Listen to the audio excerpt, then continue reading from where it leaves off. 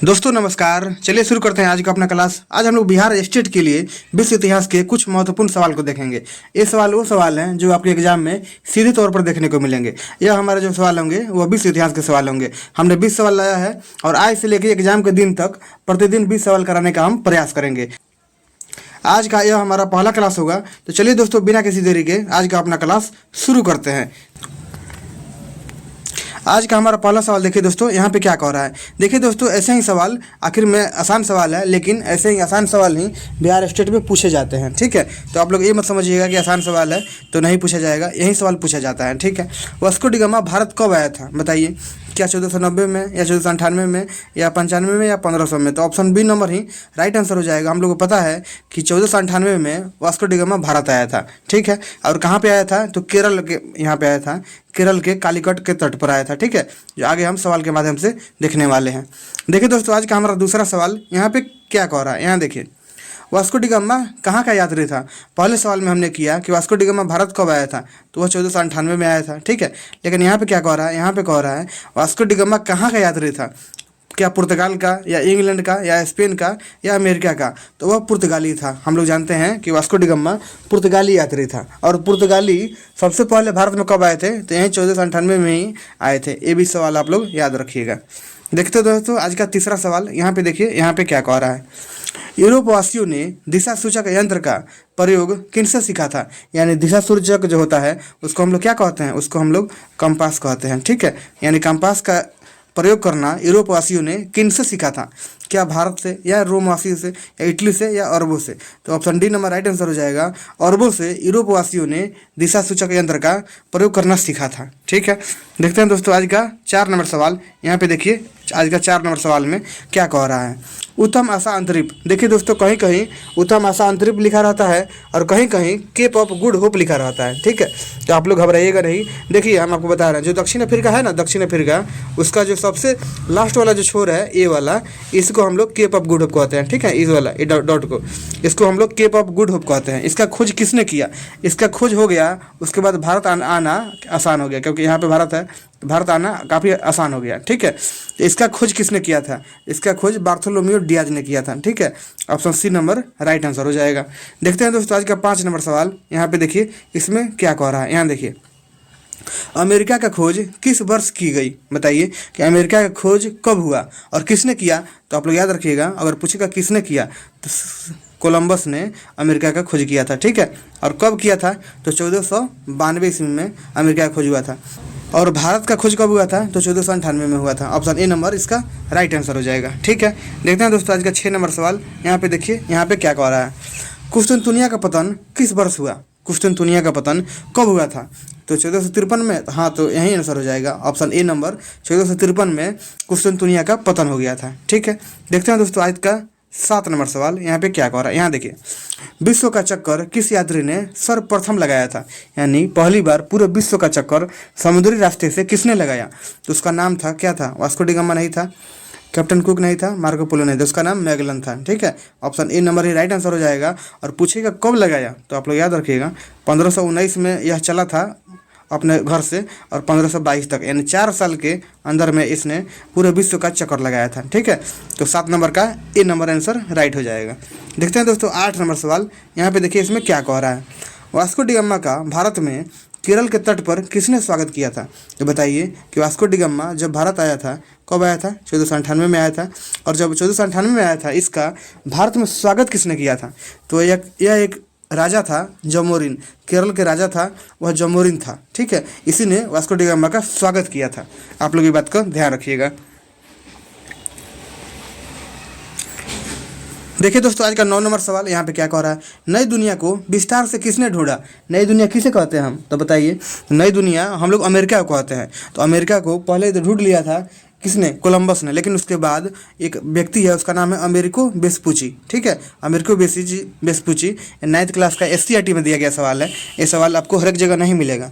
तो किसने ढूंढा? अमेरिको वेस्पुची उसका नाम था। Option A number he right answer हो जाएगा। मैगलन कौन था? मैगलन ने 1519 से 1522 तक पूरे विश्व का चक्कर लगाया था। वास्को डी गामा ने भारत का खोज किया था। ठीक है, आप लोग ध्यान रखिएगा। देखते हैं दोस्तों आज का 10 नंबर सवाल। यहाँ पे क्या कह रहा है। ऑस्ट्रेलिया और न्यूजीलैंड के द्वीपों का खोज किसने किया? ऑस्ट्रेलिया और न्यूजीलैंड के द्वीपों का खोज किसने किया? क्या मैगलन ने? तो नहीं। वास्को डी गामा ने? कैप्टन कुक जो था दोस्तों, ऑप्शन सी नंबर, इसने ऑस्ट्रेलिया का और न्यूजीलैंड का, ये दोनों का खोज कैप्टन कुक के द्वारा किया गया था। ठीक है, ये बात आप लोग याद रखिएगा। 11 नंबर सवाल देखते हैं, यहाँ पे क्या कह रहा है। इसाबेला कहाँ की महारानी थी? बताइए, इसाबेला कहाँ की महारानी थी? तो इसाबेला स्पेन की महारानी थी। ठीक है, ऑप्शन ए नंबर इसका राइट आंसर हो जाएगा। देखिए दोस्तों, हमने कुछ लिखा है यहाँ पे आपके लिए, यह काफ़ी महत्वपूर्ण है। यहाँ देखिए, भारत में यूरोपीय का आगमन यानी कौन सी कंपनी सबसे पहले आई, उसके बाद में कौन आया, इसको हमने विस्तार से यहाँ पे लिखा हुआ है। ठीक है, पुर्तगालियों का आगमन कब हुआ? 1498 में, हमने आपको बताया है। अंग्रेजी ईस्ट इंडिया कंपनी भारत में कब आया? यह 1600 में आया। ठीक है, डच कंपनी कब आया? तो यह 1602 में आया। फ्रांसीसी कंपनी कब आया? तो 1664 में आया। डेनिश कंपनी कब आया? तो 1616 में आया। और स्वीडिश कंपनी कब आया दोस्तों? तो 1731 में आया। ठीक है, ये बात आप लोग ध्यान रखिएगा दोस्तों। अच्छा लग रहा होगा तो लाइक कर दीजिएगा और सब्सक्राइब कर दीजिएगा। ठीक है, देखते हैं आज का हमारा 12 नंबर सवाल। भारत आने में किस भारतीय व्यापारी ने वास्को डी गामा की मदद किया था? बताइए कि भारत जब वास्को डी गामा आ रहा था वह अफ्रीका में था। ठीक है, और वहीं पे भारत से एक व्यापारी गया था, उसका नाम क्या था? अब्दुल माजिद। ठीक है, तो अब्दुल माजिद भारत से अफ्रीका गया था और पुर्तगाल से अफ्रीका वास्को डी गामा आया था। इन दोनों की मुलाकात हुई और इनकी सहायता से यह भारत आया था, वास्को डी गामा भारत आया था। ठीक है, ऑप्शन बी नंबर इस प्रश्न का राइट आंसर हो जाएगा।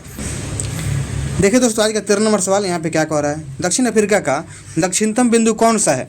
दक्षिण अफ्रीका का सबसे दक्षिणी बिंदु कौन सा है? अभी हमने आपको ऊपर बताया कि दक्षिण बिंदु कौन सा है। यहाँ देखिए, उत्तमाशांत द्वीप, इसी को हम लोग केप ऑफ गुड होप कहते हैं। Option A number he right answer हो जाएगा। बी में क्या है दोस्तों? बी में इंदिरा कॉल है। इंदिरा कॉल क्या है? तो भारत का सबसे उत्तरी बिंदु है। ठीक है, इंदिरा पॉइंट क्या है? तो भारत का सबसे दक्षिणी बिंदु है। ये सब भी बात आप लोग याद रखिएगा। देखते हैं दोस्तों आज का 14 नंबर सवाल। यहाँ पे ये देखिए क्या कह रहा है। कैरावल जहाज किसने बनाया था? यह कैरावल जहाज की विशेषता थी, यह काफ़ी तेज चलता था और हवा के रफ्तार को देखते हुए यह उसके साथ साथ चलता था। इसको किसने बनाया था? क्या पुर्तगालियों ने या यूरोप वासियों ने, अमेरिका वालों ने? इनमें से कोई नहीं। तो बताइए किसने बनाया था? तो पुर्तगालियों के द्वारा कैरावल जहाज को बनाया गया था। ठीक है, जिससे वास्को डी गामा भारत आया था। देखते हैं दोस्तों आज का 15 नंबर सवाल। ये देखिए इसमें क्या कह रहा है। स्टाम्प एक्ट कब पारित हुआ? ये सवाल ऐसे है कि सेम टू सेम ऐसे ही इसी ऑप्शन के साथ पूछा गया था पिछली बार स्टेट में, समझे? तो स्टाम्प एक्ट कब पारित हुआ था? ये 1765 ईस्वी में स्टाम्प एक्ट पारित हुआ था। ये बात भी आप लोग याद रखिएगा। देखते हैं दोस्तों आज का 16 नंबर सवाल। इसमें क्या कह रहा है, यहाँ देखिए। प्रतिनिधित्व नहीं तो कर नहीं, इस नारा को किसने दिया? और सवाल ये भी पूछा जाता है कि प्रतिनिधित्व नहीं तो कर नहीं यह किस क्रांति से संबंधित है? तो आप लोग याद रखिएगा, यह अमेरिका क्रांति से संबंधित है। अगर पूछेगा कि प्रतिनिधित्व नहीं तो कर नहीं किस क्रांति से संबंधित है, तो यह अमेरिका क्रांति से संबंधित है। ठीक है, लेकिन यहाँ पे क्या कह रहा है, यह नारा को किसने दिया था? क्या सैमुअल एडम्स ने या जॉर्ज वाशिंगटन ने या ग्रेनविले ने या इनमें से कोई नहीं? Option A number right answer हो जाएगा। सैमुअल एडम्स के द्वारा प्रतिनिधित्व नहीं तो कर नहीं का नारा दिया गया था। ठीक है, देखिए दोस्तों आज का 17 नंबर सवाल। यहाँ पे क्या कह रहा है। बोस्टन टी पार्टी की घटना कब हुआ था? पिछली बार बीपीएससी टीआरई में यह सवाल पूछा गया था। बोस्टन टी पार्टी की घटना कब हुआ था? क्या 1773 में या 1765 में या 1770 में या 1793 में? Option A number right answer हो जाएगा। 1773 में बोस्टन टी पार्टी की घटना हुआ था। किसके नेतृत्व में हुआ था? सैमुअल एडम्स के नेतृत्व में ही बोस्टन टी पार्टी की घटना हुआ था। यहाँ देखिए, स्वतंत्रता का घोषणा पत्र किसने जारी किया? स्वतंत्रता का घोषणा पत्र किसने जारी किया था? बताइए, क्या थॉमस जेफरसन ने या सैमुअल एडम्स ने, जॉर्ज वाशिंगटन ने या ग्रीनविले ने? Option A number right answer हो जाएगा। थॉमस जेफरसन के द्वारा स्वतंत्रता का घोषणा पत्र जारी किया गया था। ठीक है, देखिए दोस्तों आज का 19 नंबर सवाल। इसमें क्या कह रहा है। अमेरिका कब स्वतंत्र हुआ? तो option A number right answer हो जाएगा। 1776 ईस्वी में अमेरिका स्वतंत्र हुआ था। बोस्टन टी पार्टी घटना कब हुआ था? तो 1773 में हुआ था। और 1765 में क्या हुआ था? तो स्टाम्प एक्ट पारित हुआ था, जैसा कि हमने ऊपर आपको बताया। देखते हैं दोस्तों आज का लास्ट सवाल। इसमें क्या कह रहा है। यहाँ देखिए, मुक्त व्यापार या लेसेज फेयर का सिद्धांत किसने दिया था? बताइए, मुक्त व्यापार या लेसेज फेयर का सिद्धांत किसने दिया था? क्या एडम स्मिथ ने या मोंटेस्क्यू ने या लाफायते ने या इनमें से कोई नहीं? तो एडम स्मिथ ने नहीं, मोंटेस्क्यू ने। यहाँ पे देखिए, मोंटेस्क्यू के द्वारा मुक्त व्यापार का सिद्धांत दिया गया था। ठीक है, option B number right answer हो जाएगा। दोस्तों अगर अच्छा लगा होगा तो लाइक कर दीजिएगा, सब्सक्राइब कर दीजिएगा। कल के क्लास में हम लोग क्या पढ़ेंगे? हम लोग फ्रांस की क्रांति पढ़ेंगे। हम लोग पूरा विश्व इतिहास इसी चैनल पर मात्र 4 से 5 दिन में हम आपको कराने का प्रयास करेंगे। आज के लिए धन्यवाद, थैंक यू।